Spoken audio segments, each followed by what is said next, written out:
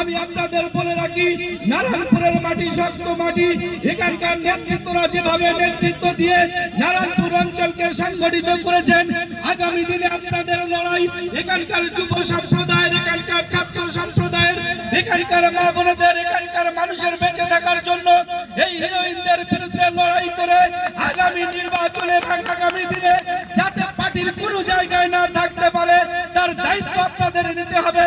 এবং আজকের এই মঞ্চ থেকে আমি দায়িত্ব নিয়েই বলছি, মাননীয় বিধায়ক সাহেব আছেন, আমরা সবাই মিলে এই হিরোইন কারবারিদের বিরুদ্ধে আমাদের লড়াই সংগ্রাম জারি রাখতে হবে।